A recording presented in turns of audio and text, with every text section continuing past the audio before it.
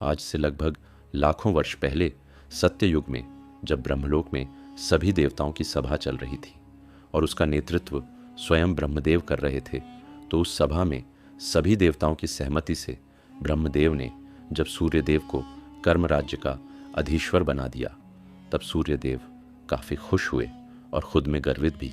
और इसी गर्वित ने धीरे धीरे अभिमान का रूप ले लिया।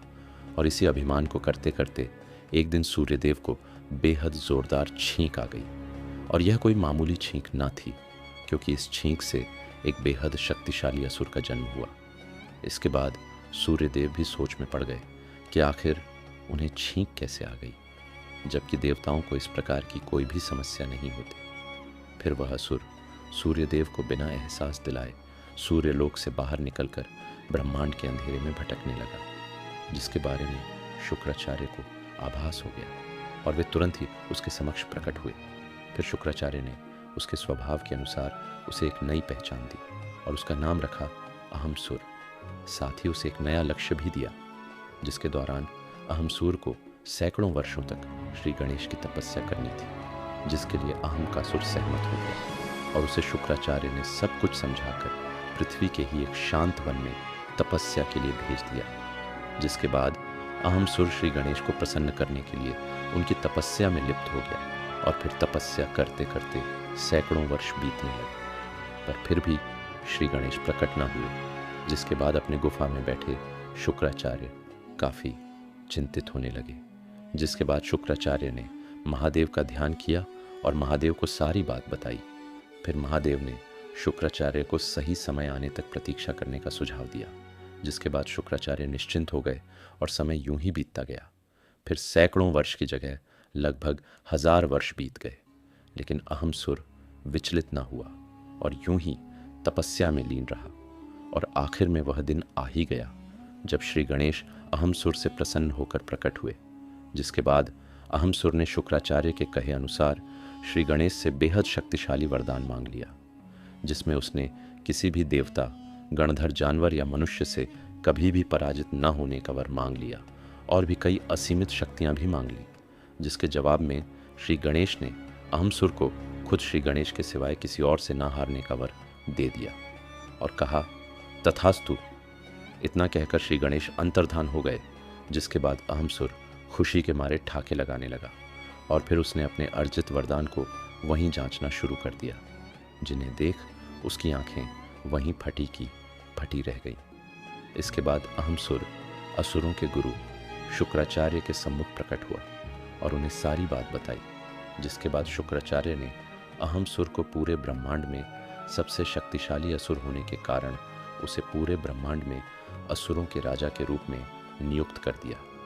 इसके बाद अहमसुर के हाथों ब्रह्मांड की पूरी आसुरी सेना आ चुकी थी। साथ ही उसके पास पहले से ही श्री गणेश से प्राप्त असीमित शक्तियां भी मौजूद थीं, जिसका फायदा उठाकर अहमसुर ने धीरे धीरे गुरु शुक्राचार्य के कहे अनुसार पूरे ब्रह्मांड के कोने कोने में जाकर सभी लोकों में आक्रमण कर असुर साम्राज्य का विस्तार करना शुरू कर दिया। उसने तमाम देवताओं और गंधर्व को भी आसानी से हराकर उनके लोकों में आसुरी साम्राज्य स्थापित कर दिया। ऐसे ही आसुरी साम्राज्य का विस्तार करते करते समय गुजरता गया और समय के अनुसार अहमसुर और भी ज़्यादा ताकतवर बनता गया। साथ ही उसका अभिमान भी बढ़ता गया और एक दिन उसने स्वर्गलोक पर भी आक्रमण कर सभी देवताओं को एक साथ में परास्त कर दिया। जिसके बाद सभी देवता अहमसुर के डर से स्वर्ग से भागने पर मजबूर हो गए और फिर अहमसुर ने स्वर्गलोक को भी अपने अधीन कर लिया। फिर समय के अनुसार अंतासुर ने शुक्राचार्य की भी बातें माननी छोड़ दी, क्योंकि उसका अभिमान 7वें आसमान में पहुंच चुका था। और इसी प्रकार धीरे धीरे पूरे ब्रह्मांड में अहमसुर को अभिमानासुर के नाम से भी जाना जाने लगा और उस समय पूरा ब्रह्मांड अभिमानासुर के नाम मात्र से ही कांप उठता था। अभिमानासुर यानी कि अहमसुर ने आर्ष मुनियों को भी त्राही त्राही करने पर मजबूर कर दिया। उसने पृथ्वी को भी नहीं, बख देवता भी अभिमानासुर के डर से पूरे ब्रह्मांड में छिप छिप कर रहने लगे थे। हर जगह सिर्फ अभिमानासुर का ही डंका बजने लगा था। अभिमानासुर ने पूरे ब्रह्मांड में त्रिदेव समेत सभी देवी देवताओं के पूजा पाठ को भी बंद करवा दिया था। यहाँ तक कि वह श्री गणेश की भी पूजा पाठ न होने देता और जो उसकी बात ना मानता उसे मृत्यु के घाट उतार दिया जाता।